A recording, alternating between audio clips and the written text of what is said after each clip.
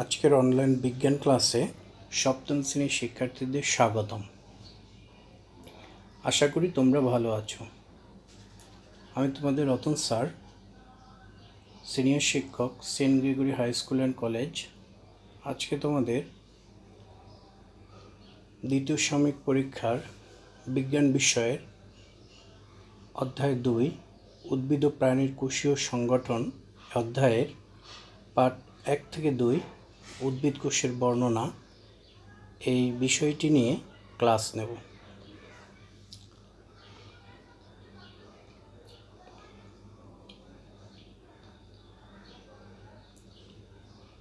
চিত্র দুটি লক্ষ্য করো।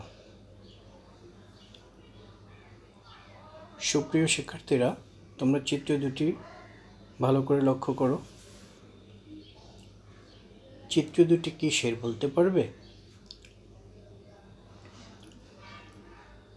নিশ্চয়ই তোমরা বলতে পারবে, কারণ পূর্বের ক্লাসে তোমরা এই বিষয়টি নিয়ে পড়ে এসেছ।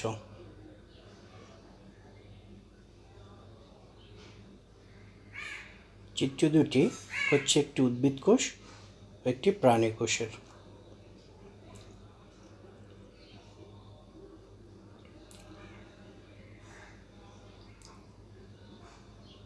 আজকের পাঠ শিরোনাম একটি উদ্ভিদ কোষের বর্ণনা।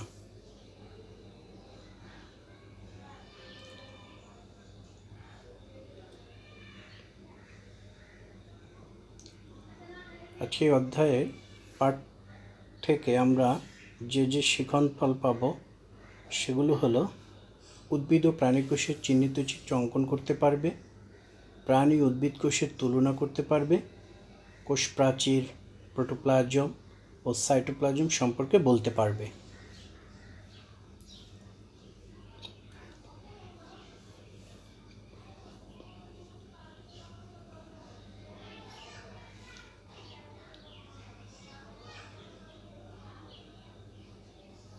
উদ্ভিদ কোষ তোমরা ভালো করে পর্যবেক্ষণ করো। একটি উদ্ভিদ কোষের ছবি আমরা দেখতে পাচ্ছি। সেখানে বিভিন্ন অঙ্গাণুগুলো, বংশগুলো চিহ্নিত করা আছে।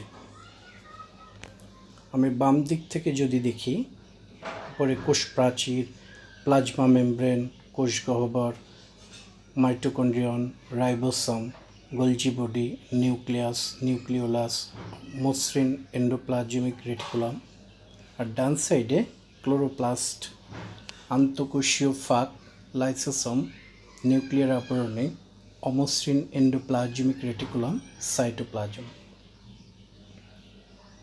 আমরা একটু বিভিন্ন অঙ্গাণুগুলো দেখব। ক্লোরোপ্লাস্ট, অন্তর্গঠন, ভিতরের দিকটা কেমন। তারপরে কোষ গহ্বর, তারপরে মাইটোকন্ড্রিয়ন, তারপরে নিউক্লিয়াস। ভিতরের দিকটা কেমন, অন্তর্গঠন কেমন সেটা দেখছি। প্রতিটি জীবদেহ এক বা একাধিক কোষ দিয়ে গঠিত। একটি আদর্শ উদ্ভিদ কোষ প্রধানত দুটি অংশ নিয়ে গঠিত: 1 কোষ প্রাচীর এবং 2 সাইটোপ্লাজম। এবার আমরা কোষ প্রাচীর সম্পর্কে জানব। কোষ প্রাচীর উদ্ভিদ কোষের ক্ষেত্রে কোষঝিল্লির বাইরে জড় পদার্থ দিয়ে তৈরি একটি পুরু প্রাচীর থাকে, একে কোষ প্রাচীর বলে। এটি সেলুলোজ দিয়ে গঠিত। কোষের সজীব অংশকে রক্ষা করা এবং সীমারেখা নির্দেশ করা কোষ প্রাচীরের কাজ। আমরা যদি কোষ প্রাচীর একটু পূর্বের ছবিতে দেখতে চাই, যে দেখো বাম সাইড একদম উপরে চারিদিকে যে পাশের ওয়ালটা, এটাই হচ্ছে কোষ প্রাচীর একটি উদ্ভিদ কোষের। আর উদ্ভিদ কোষে কোষ প্রাচীর একটি চারিদিক থেকে ঘেরা থাকে, একটি বৈশিষ্ট্য, অনন্য বৈশিষ্ট্য।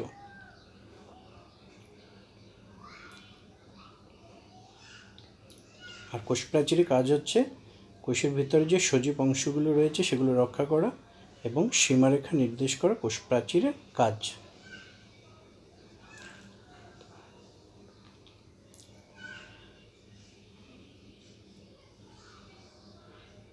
এবার আমরা একটি প্রাণী কোষ দেখব। প্রাণী কোষ।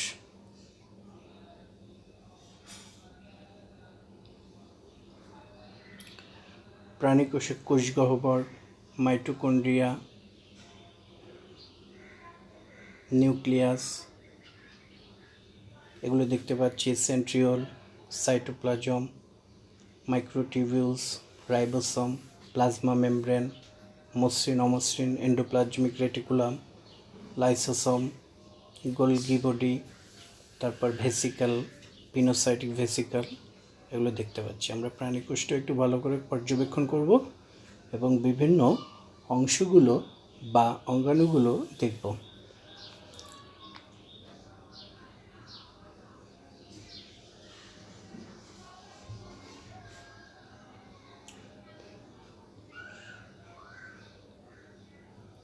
আমরা উদ্ভিদ কোষে কোষ প্রাচীর দেখেছিলাম, প্রাণী কোষে এখানে দেখতে পাচ্ছি না কোষ প্রাচীর, কিন্তু প্লাজমা মেমব্রেন নামে একটি আবরণ, চারিদিকে একটি আবরণ।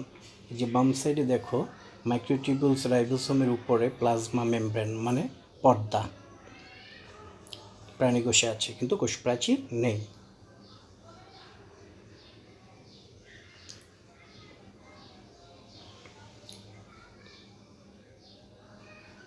তাহলে আমরা প্রাণী কোষও দেখলাম, প্রাণী কোষের বিভিন্ন অঙ্গাণুগুলো দেখলাম। এবার আমরা প্রোটোপ্লাজম দেখব। চিত্রে আমরা প্রোটোপ্লাজম দেখতে পাচ্ছি। প্রোটোপ্লাজম কোষের অর্ধতরল জেলির মতো আঠালো ও দানাদার বর্ণহীন সজীব অংশ। এটি বিভিন্ন জৈব ও অজৈব যৌগ সমন্বয়ে গঠিত। প্রোটোপ্লাজম কোষের প্রধান দুটি অংশ, সাইটোপ্লাজম ও নিউক্লিয়াস ধারণ করে।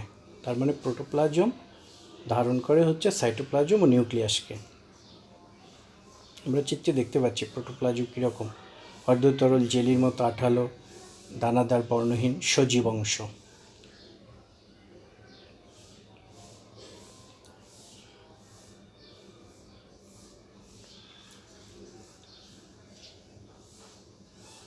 এবারে আমরা চিত্র একটি দেখতে পাচ্ছি সেল তথা কোষের, যেখানে চিহ্নিত হচ্ছে সাইটোপ্লাজম। এবার আমরা সাইটোপ্লাজম সম্পর্কে জানব। সাইটোপ্লাজম কোষের প্রোটোপ্লাজমের নিউক্লিয়াসের বাহিরে জেলির মতো অংশকে সাইটোপ্লাজম বলে।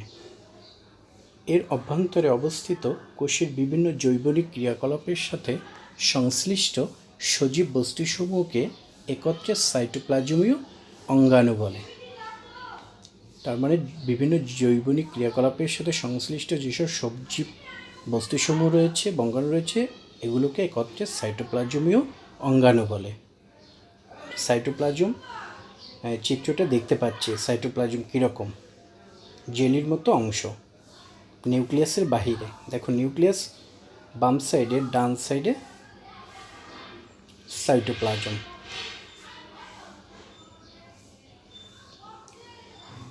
একটি আদর্শ কোষে সাধারণত নিম্নলিখিত অঙ্গাণুগুলো দেখা যায়: plastid, mitochondria, Golgi body, endoplasmic জালিকা, রাইবোসোম, লাইসোসোম ও সেন্ট্রিওল।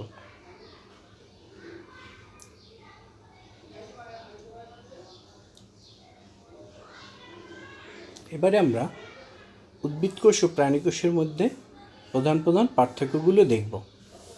উদ্ভিদ কোষ, প্রাণী কোষ। উদ্ভিদ কোষে কোষ প্রাচীর থাকে, প্রাণী কোষে কোষ প্রাচীর থাকে না। উদ্ভিদ কোষ সাধারণত প্লাস্টিড থাকে, প্রাণী কোষে প্লাস্টিড থাকে না। উদ্ভিদ কোষে কোষগহ্বর বড় আর প্রাণী কোষে কোষগহ্বর ছোট। উদ্ভিদ কোষে সেন্ট্রোসোম থাকে না, প্রাণী কোষে সেন্ট্রোসোম থাকে। 5. উদ্ভিদ কোষে শর্করা স্টার্চ রূপে মজুদ থাকে আর প্রাণী কোষে শর্করা গ্লাইকোজেন রূপে মজুদ থাকে। তাহলে আমরা দেখলাম উদ্ভিদ কোষ ও প্রাণী কোষের মধ্যে প্রধান প্রধান পার্থক্যগুলো।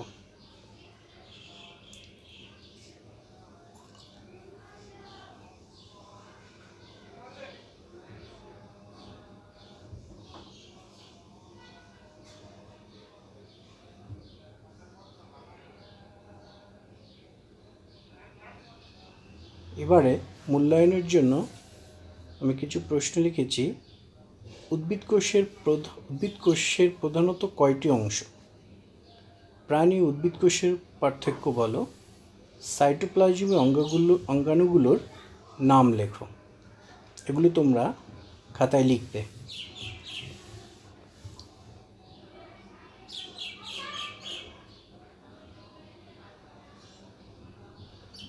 তোমাদের জন্য একটি বাড়ির কাজ দিয়েছি, সেটা হচ্ছে একটি উদ্ভিদ কোষ অঙ্কন করে বিভিন্ন অংশ চিহ্নিত করো।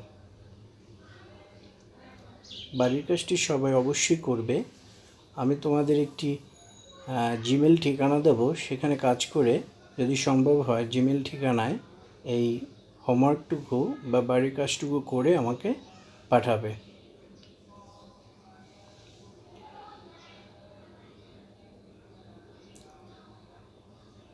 ধন্যবাদ সকলকে।